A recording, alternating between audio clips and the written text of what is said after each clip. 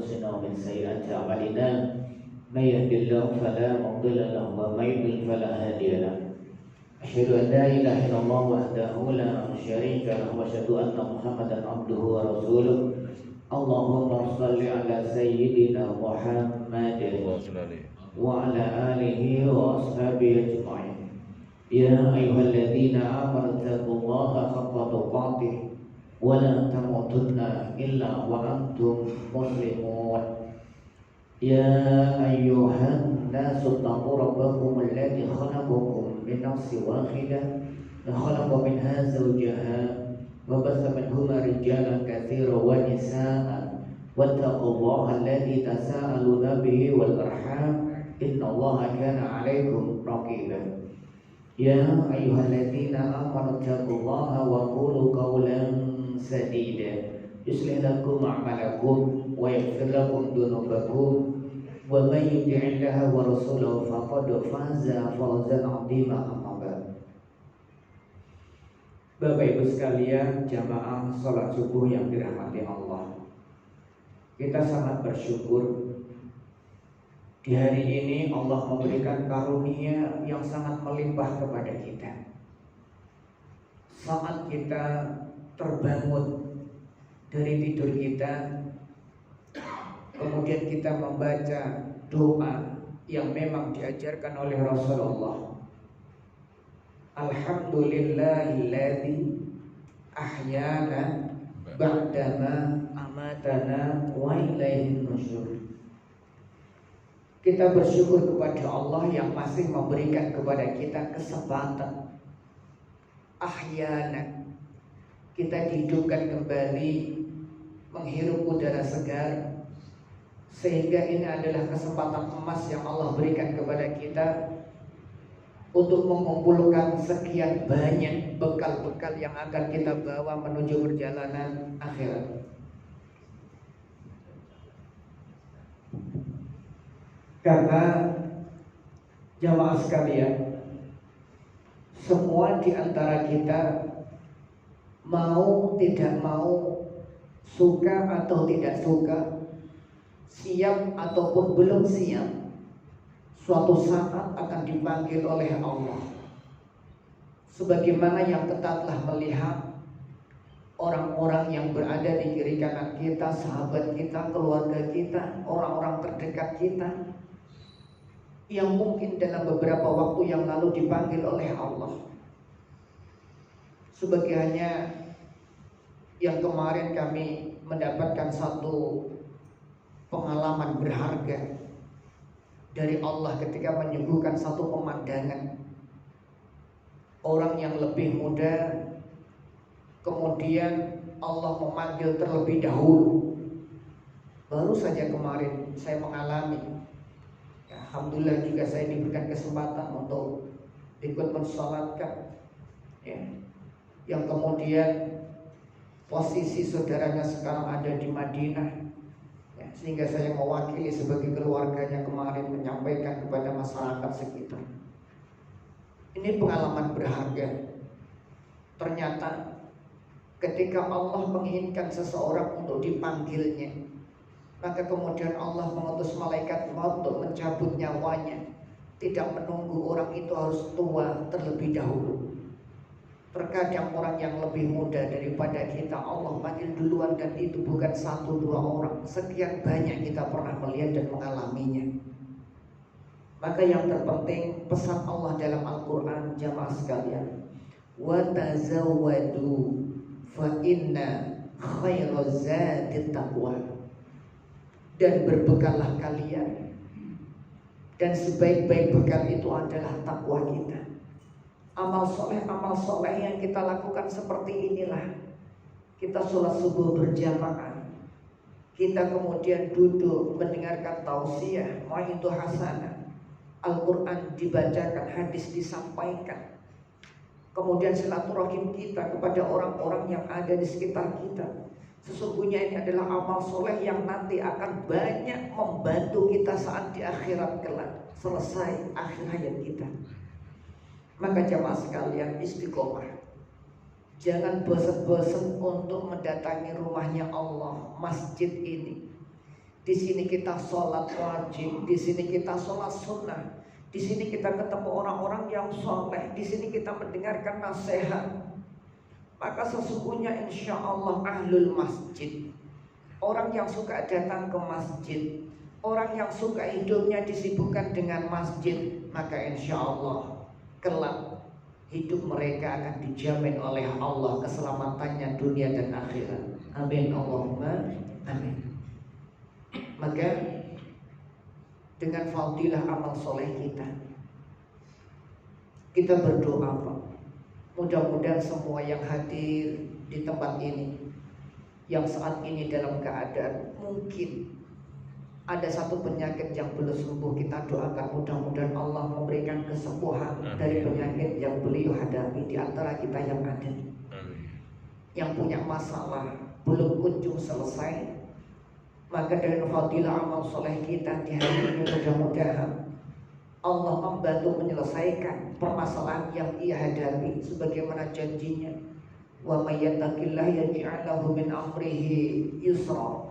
Barang siapa yang bertakwa pada Allah, maka Allah pasti akan menjadikan padanya urusannya yusra, mudah. Yang hari ini jika punya kesulitan atau dia mengalami satu kesedihan, mudah-mudahan Allah memberikan kebahagiaan untuk kita semua. Jamaah sekalian, sekarang kita berada dalam bulan Syawal. Saya berpesan kepada diri saya dan kita semua, di bulan Syawal ada amalan yang tidak ada di bulan lainnya.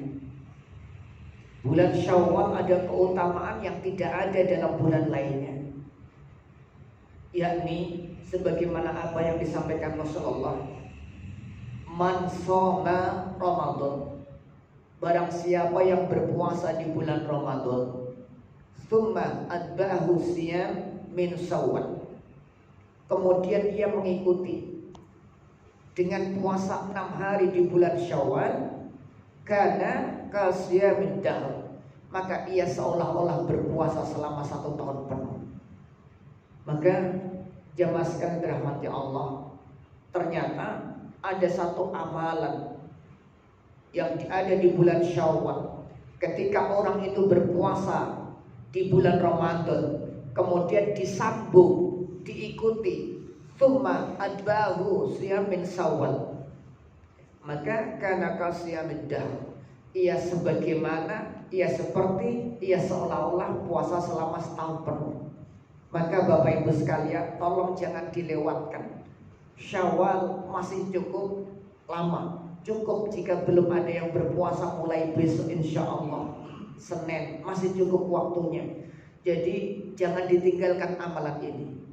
Puasa 6 hari di bulan Syawal, karena kasyamin dahr, ia sebagaimana berpuasa selama 1 tahun penuh.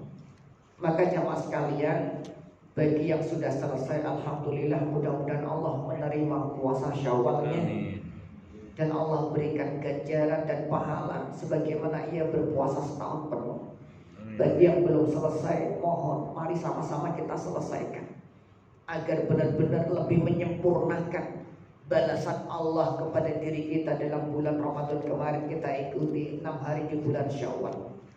Maka mudah-mudahan Allah berikan kekuatan untuk melaksanakan ini. Amin.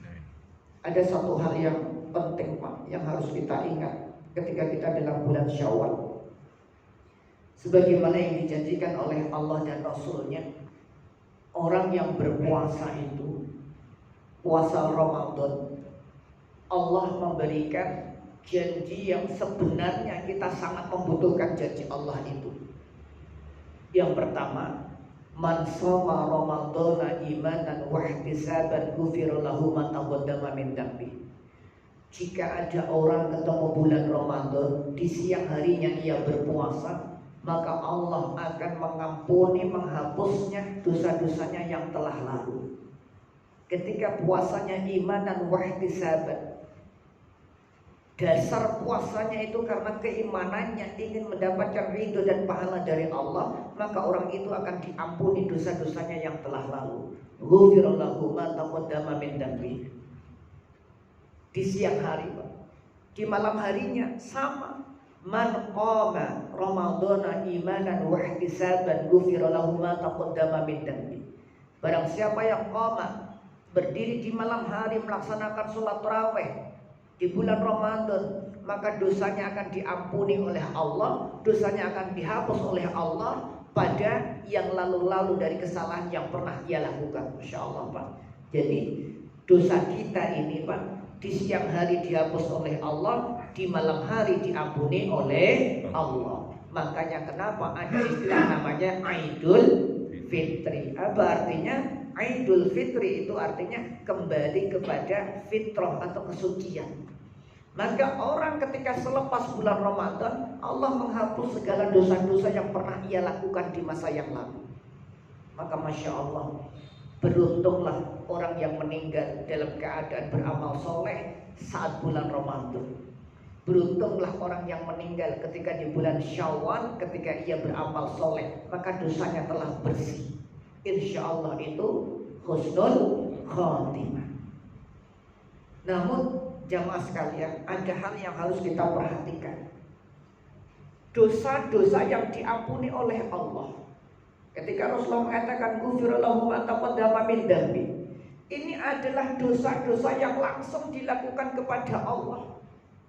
Ketika dulu di antara kita ada yang pernah meninggalkan sholat, padahal kita sudah balik, dan sekarang kita bertobat tidak mengulangi kesalahan itu, maka insya Allah dosa kita ini akan dihapus oleh Allah, Pak. Jika dulu di antara kita ada yang pernah meninggalkan puasa, namun kemudian kita bertobat, tidak mengulangi meninggalkan puasa lagi, Allah akan hapus dosa itu, Pak. Namun harus kita ingat, ada dosa-dosa yang Allah masih belum mau menghapusnya. Ternyata, Pak, tidak semua dosa ketika kita berhasil dalam puasa itu dihapus oleh Allah. Ada dosa yang masih belum dihapus. Nah, inilah yang mengerikan, Pak. Ketika dosa seseorang belum dihapus oleh Allah, lihat dalam Al-Quran surat Al-Haqqah ayat yang ke-25. Itu nanti saat di yaumul hisab. Yaumul hisab adalah hari perhitungan amal. Ketika orang-orang dosanya belum dihapus oleh Allah, ketika orang-orang dosanya belum diampuni oleh Allah, apa yang terjadi? Disampaikan oleh Allah surat Al-Haqqah ayat yang ke-25. Wa amma man utiya kitabahu bishimali. Orang itu akan menerima kitab catatan dari sebelah kirinya. Ketika dihitung-hitung antara pahala dan dosanya, dosanya lebih banyak daripada pahalanya. Maka akhirnya dia menerima kitab catatan dari sebelah kirinya. Maka jamaah sekalian dirahmati Allah, dia menyesal luar biasa. Ketika dosanya tidak diampuni oleh Allah, ketika dosanya tidak dihapus oleh Allah, dan saat penerimaan kitab catatan amal ia menerima dari sebelah kirinya, dia menyesal. Yaqulu ya laitani lam uta kitabiyah, wahai alangkah celakanya aku, kenapa aku menerima kitab catatan dari sebelah kiri ini. Sampai-sampai dia mengatakan ya laitani lam uta kitabiyah, lebih baik tidak usah aku terima kitab catatan ini, isinya adalah dosa. Menyesal dia, Pak. Maka apa yang terjadi? Allah menyuruh malaikat, Pak, khuduhu fagullu tsumma jahima sallu, wahai malaikat, pegang dia, belenggukan tangannya ke lehernya, lempar dia ke dalam api neraka yang menyala-nyala. Alhamdulillah min dzalik. Orang yang dosanya belum diampuni Allah, orang yang dosanya belum diampuni oleh Allah, belum dihapus oleh Allah, ia menerima kitab catatan dari sebelah kiri. Alhamdulillah min dzalik. Maka kita membutuhkan ampunan Allah, Pak. Nah, dosa yang belum dihapus oleh Allah adalah dosa-dosa yang ada kaitannya dengan manusia. Pak, tadi janji Allah dan Rasulnya, orang kalau berpuasa itu akan dihapus dosa-dosanya yang telah lalu. Pertanyaannya, Pak, kalau ada orang punya dosa, dosanya itu adalah pernah ngambil uang orang, pernah ngutang uangnya orang, tapi dia tidak dibayar. sengaja punya niat tidak mau membayar utangnya, apa kira-kira dengan puasa sebulan penuh kemarin itu otomatis hutangnya lunas enggak, Pak? Pak Awen? Ya. Kalau Pak Awen punya utang sama orang, apa kira-kira sudah otomatis lunas dengan puasa Ramadan kemarin?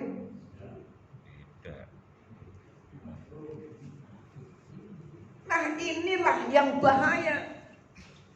Kalau ada orang punya utang, walaupun ia puasa sebulan penuh, puasanya diterima oleh Allah, dia mendapatkan pahala, namun tidak secara otomatis utangnya lunas.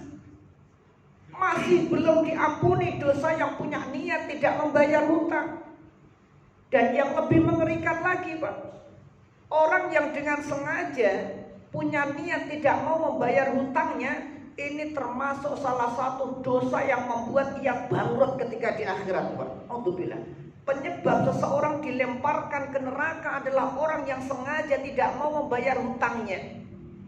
Dan ini tidak akan dihapus dengan amal ibadah kita sebelum kita mau membayar hutang-hutang itu, Pak. Maka Rasulullah menjelaskan salah satu amalan yang membuat orang ahli ibadah, sholatnya rajin, puasanya rajin, bahkan zakat, infak, sedekah rajin, tapi nanti orang itu akan dilempar ke neraka. Apa penyebabnya? Di antaranya kata Rasulullah, wa akala malahada, yaitu orang yang suka makan harta orang lain dengan cara yang batil, dengan cara yang haram. Ia sengaja pinjam uang kepada seseorang namun ia tidak mau mengembalikan, maka naudzubillah, apa yang terjadi? Fayu'ta hadza min hasanatihi wa hadza min hasanatihi. Orang yang niat utang dan punya niat tidak ingin membayarnya, fayu'ta hadza min hasanatihi wa hadza min hasanatihi. Allah akan mengambil pahala kebaikannya yang ini dan yang ini. Pahala sholatnya akan diambil, pahala puasanya akan diambil, pahala zakat, infak, sedekah akan diambil, diberikan kepada orang yang diambil uangnya, Pak. Naudzubillah. Kalau dia pahalanya habis bagaimana? Fa in faniyat min hasanatihi. Dan apabila pahala sholatnya habis, pahala puasanya habis, pahala zakat, infak, sedekah habis, bagaimana? Akhidha min khotoyahu. Allah akan mengambil dosa-dosa orang yang diambil uangnya, orang yang dipinjemi utang untuk kemudian dia tidak mau mengembalikan. Ternyata begitu, Pak. Hukumannya di akhirat. Orang yang sengaja memakan harta orang lain, orang yang sengaja pinjam uang dengan niat tidak ingin mau mengembalikan, nanti pahala sholatnya, puasanya, zakatnya akan diambil, diberikan kepada orang yang diambil uangnya. Atau jika pahala-pahalanya habis bagaimana? Dosa-dosa orang yang diambil uangnya, orang yang didolimi itu akan diambil dosanya, dipindahkan kepada dirinya. Maka kemudian Rasulullah mengatakan, "Tsumma turiha finnar." Allah memerintahkan kepada malaikat, "Tsumma turiha finnar." Lemparkanlah orang itu ke dalam neraka. Maka Rasulullah mengatakan, innal muflis min ummati, itulah sesungguhnya umatku yang bangkrut. Jadi Bang, ada dosa yang belum diampuni oleh Allah. Dosa apa tadi, Bang? Dosa hutang. Jadi jangan dikira kalau kemudian setelah hari raya itu habis itu halal bihalal sudah ya kosong-kosong. Ya, dosa saya sudah nggak ada, dosa kamu juga sudah dihapus, kita saling memaafkan. Tapi kalau utang itu kira-kira dengan salaman itu lunas enggak, Pak? Lunas. Masih belum. Kecuali memang kita minta falyatahallalhu minhu, mintalah kehalalan dari orang itu yang pernah kita dolimi. Kecuali orangnya ya sudah, karena ini hari raya Idul Fitri, utang sampean tak lunaskan lah walaupun tidak usah bayar. Lah itu tidak ada, Pak. Kalau orangnya memang melunaskan di hari fitri di bulan Syawal, Bapak beruntung. Tapi kalau masih dituntut bayar utang, ya tetap Bapak harus bayar. Ya, Jadi ini jangan sampai kita salah pengertian. Jangan sampai kita punya pandangan ketika ada hadis Rasulullah bahwasanya orang yang berpuasa itu dosanya akan diampuni yang telah lalu, otomatis dosa utangnya juga diampuni. Belum. Maka dia harus menyelesaikan dahulu. Falyatahallalhu minhu. Maka jemaah sekalian dirahmati Allah, itulah pentingnya kita ada namanya halal bihalal, halal dengan halal. Karena memang ada dosa-dosa yang masih belum diampuni oleh Allah, tapi masih ditunda. Di antaranya adalah dosa wa akala mal hada yang tadi disampaikan, yaitu makan harta orang lain. Ada lagi Pak, ada dosa yang Allah masih belum mau mengampuninya, kecuali kita saling maaf-maafkan. Apa itu? Qad syatama hada. Dosa ketika orang pernah mencaci, mengumpat seseorang hingga orang itu merasa sakit hati dan terdolimi. Dosa ini masih Allah belum hapus. Kalau ada orang mencaci orang lain, mengumpat orang lain, memaki orang lain, menyakiti dengan lisannya, qad syatama hada namanya. Dan Allah masih belum mau mengampuni dosa itu sebelum ia mendapatkan maaf dari orang yang ia caci, ia maki, ia cela, ia cerca, ia hina, ia rendahkan ketika di dunia ini. Maka jika kita ini merasa pernah memaki orang, mencaci orang, mengolok orang, merendahkan orang, menghinakan orang, berat Pak. Allah masih belum mau mengampuni dosa kita sebelum satu, falyatahallalhu minhu, mintalah kehalalan kepadanya. Orang yang pernah kita dolimi, pernah kita caci, pernah kita maki, pernah kita cerca Pak.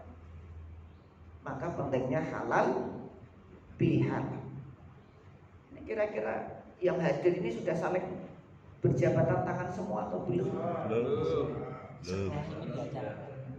Oh setelah ini, oh Masya Allah, tolong Pak Ketua bilang jangan sampai ada yang pulang sebelum nanti kita saling salam-salaman ya. Bahaya Pak, jangan sampai kita sudah pulang duluan, belum sampai teman-teman kita memberi maaf kita, malaikat mau duluan mencabut nyawa kita, naudzubillah, pulang kepada Allah membawa dosa-dosa yang banyak Pak. Habiskan di tempat ini insya Allah. Jangan pulang dulu Pak ya, tolong, penting. Kita salaman dulu nanti. Mungkin saya sering salah sama Pak Aweng, namanya sering saya sebut ya. Apalagi di live ini kemana-mana ini. Nah, ini saya minta maaf dan sama Pak Aweng belum sempat salaman tadi. Jangan dulu pulang, kayaknya baru pulang Lombok ya ini. Oh kelihatan seger makanya. Masya Allah. Ya, Pak, Allah benar-benar akan menghapus dosa kita ketika kita falyatahallalhu minhu, saling bermaaf-maafan. Ini pentingnya untuk menyempurnakan ampunan Allah yang kemarin, dosa-dosa yang telah lalu Allah sudah hapus. Kemudian kita saling memberi maaf. Makanya di dalam Al-Quran Pak, surat Al-Imran 134, di antara ciri orang yang bertakwa itu adalah wal afina anin nas, suka memberikan maaf orang lain yang berbuat salah. Sementara Ramadan itu tujuannya untuk apa kemarin? La'allakum tattaqun, agar kita bertakwa. Nah, orang yang bertakwa itu ciri-cirinya dia mudah memberi maaf. Kita ini Pak berinteraksi, bersahabat dengan teman-teman kita ini, ya kita menyadari teman-teman kita ini manusia, terkadang omongannya juga menyakiti kita, terkadang sikap dan tingkah lakunya membuat kita emosi. Ya wajar, namanya manusia Pak, tidak ada yang sempurna ya. Walaupun orangnya itu ahli masjid ya, rajin wirid dzikirnya, khusyuk sholatnya, tapi terkadang omongannya celekit, nyakiti kita. Ya itu wajar sekali-kali. Makanya pentingnya kita saling memaafkan. Ciri orang yang bertakwa kepada Allah itu wal afina anin nas, mudah memberikan maaf atas kesalahan orang lain. Ini Pak, jangan sampai kemudian kita pernah mencaci, mengolok, merendahkan orang tapi tidak mau minta maaf, urusannya berat di akhirat. Maka kita berlapang dada ya, mengakui kesalahan kita. Makanya dalam Al-Quran surah Ali Imran 135, selain orang itu mudah memberi maaf, orang yang bertakwa itu ciri-cirinya bahwasanya ketika walladzina idza fa'alu fahisyatan aw dzalamu anfusahum dzakarullah fastaghfaru lidzunubihim. Ketika ia berbuat satu kesalahan, berbuat satu dosa, berbuat satu maksiat, dzakarullah, dia kemudian ingat kepada Allah, fastaghfaru lidzunubihim, ia mengakui salah dan dosanya, kemudian ia minta ampun kepada Allah atas dosa-dosanya. Pak, ternyata ciri orang yang bertakwa itu selain ia mudah memberi maaf, tidak pendendam, ia pun mudah mengakui kesalahannya, Pak. Bayangkan, Pak, kalau ada orang kok mudah mengakui kesalahannya, kemudian ia mudah minta maaf, orang itulah yang sebenarnya yang dijamin oleh Allah jannah arduas samawati wal ardh, surga yang luasnya seluas langit dan bumi. Justru malah kalau ada orang tidak pernah mau mengakui kesalahannya, tidak pernah ia mau minta maaf, ini berat urusannya di akhirat, Pak.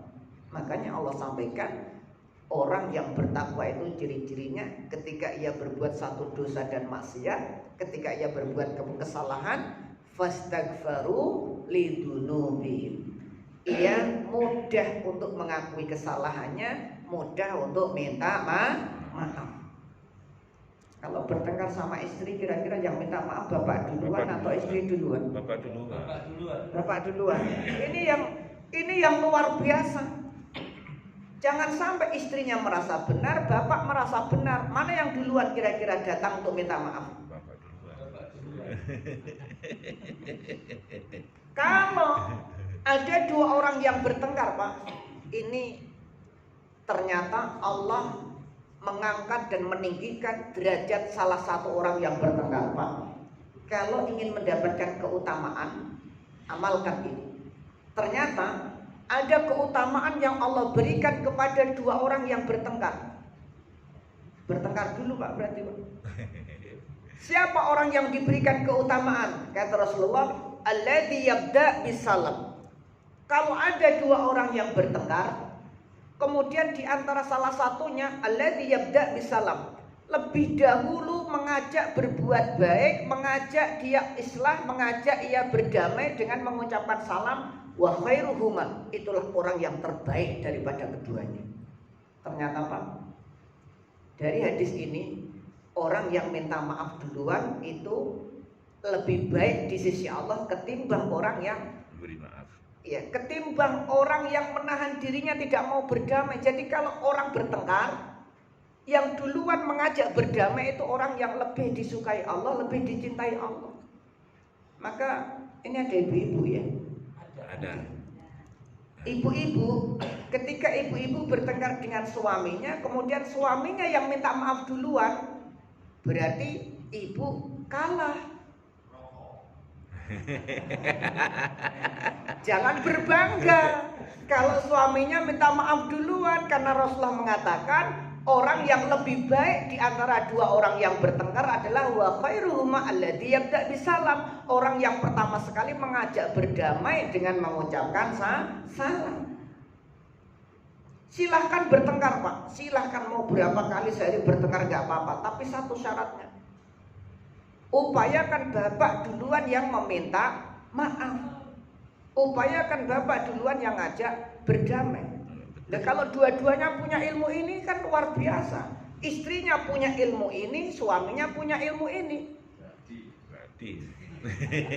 Suaminya bilang, "Dek, ya Allah, Dek, aku yang salah, aku minta maaf. Selama ini saya belum bisa menjadi suami dan pemimpin yang baik. Selama ini aku belum bisa membahagiakan kamu, Dek. Aku minta maaf bener-bener, Dek, aku banyak salah." Istrinya bilang, "Oh enggak, Mas, yang banyak salah itu aku yang salah, Mas, sampean enggak salah. Jarang. Saya ini belum bisa bersabar, belum bisa memberikan pelayanan yang baik sama sampean, belum bisa mendampingi yang sempurna untuk sampean, Mas. Saya yang salah, sampean enggak salah." Bayangkan.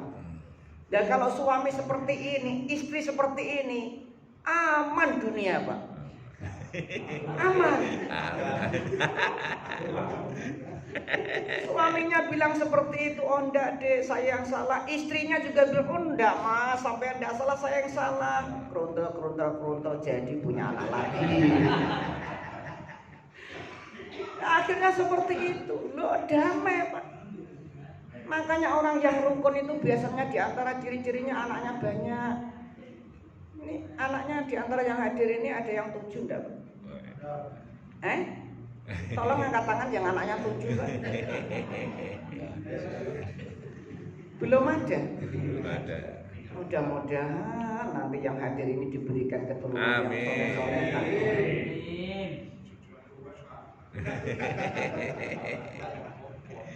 Bagaimana caranya? Ini doa saya kan tadi supaya mendapatkan keturunan yang soleh dan soleha. Usia tua itu tidak menjadi penghalang. Aweng. Anak saya 7, Pak. Saya minta doanya mudah-mudahan di bulan Syawal ini doanya makbul semua. Saya minta mudah-mudahan Allah memberikan tambahan saya anak-anak yang berikutnya. Amin. Doanya orang-orang soleh-solehah sangat makbul. Siapa tahu nanti saya pulang dari sini istri saya bilang, Mas, ya Allah ternyata saya positif, Mas. Alhamdulillah.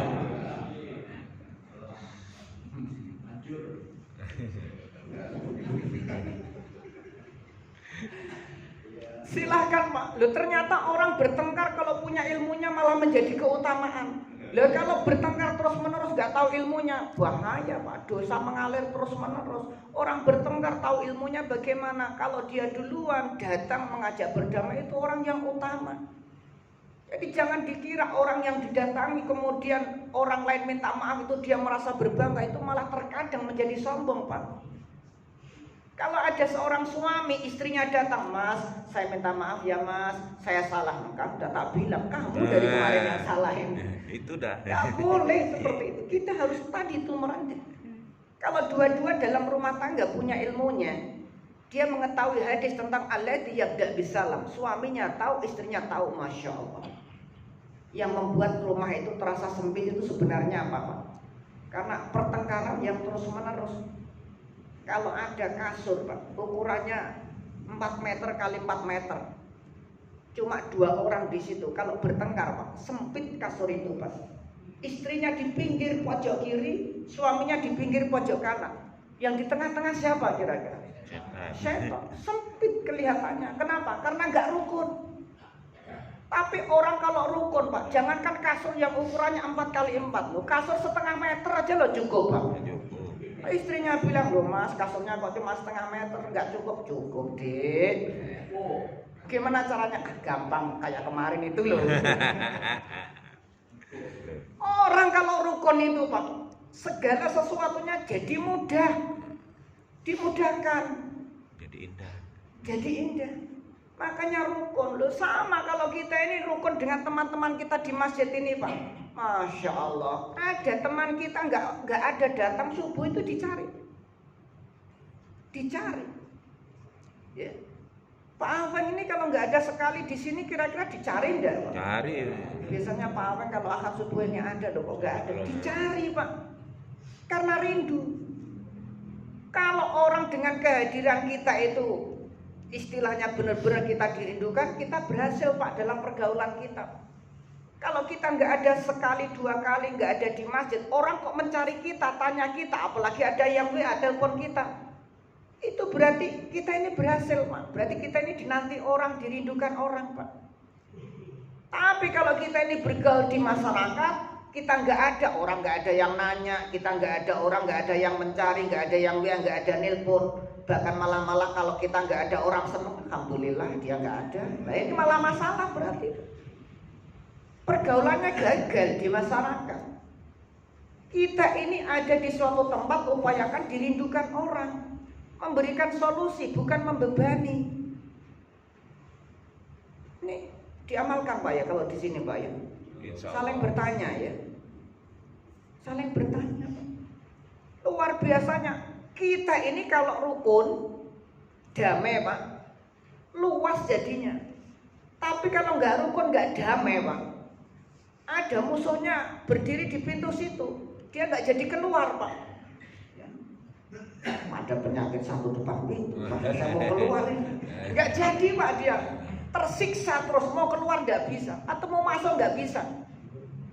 Ini beratnya, Pak. Makanya damai rukun dengan cara tadi apa? saling memberi maaf. Jadi termasuk dosa yang membuat orang bangkrut di akhirat, yang pertama adalah makan harta orang lain, yang kedua adalah suka mencaci dan memaki, merendahkan, mencercah orang lain. Maka harus minta maaf, Pak. Gak ada cara lain. Berat urusan di akhirat kalau nggak saling minta maaf. Nah, kita ini terkadang kan guyon begitu, Pak. Ya, terkadang bercandanya berlebihan, terkadang bercandanya ya sambil ngejek, begitu kan? Maka caranya harus saling memberi dan meminta maaf, karena dosa itu belum akan dihapus. Ya, kadang guyon di grup WA, ya, kadang guyon ya kalau sambil ngopi, ya, sambil minum, ya. Kemudian sambil guyon terkadang ada yang menyakitkan. Yang berikutnya apa? Wa qad fahada. Yang membuat orang itu bangkrut di akhirat adalah ketika ia mudah menuduh orang lain.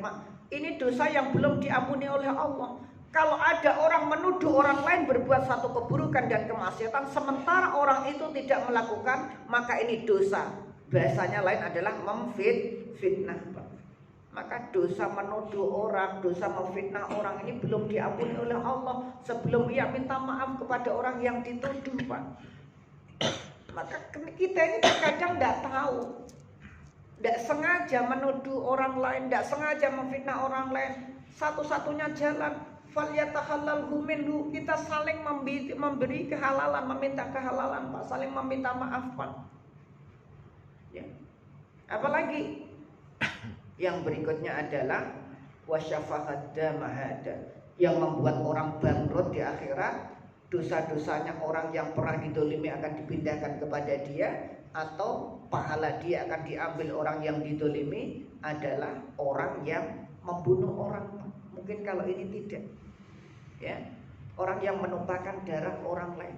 Wasyafahadda mahada, damnya, darahnya ditumpahkan.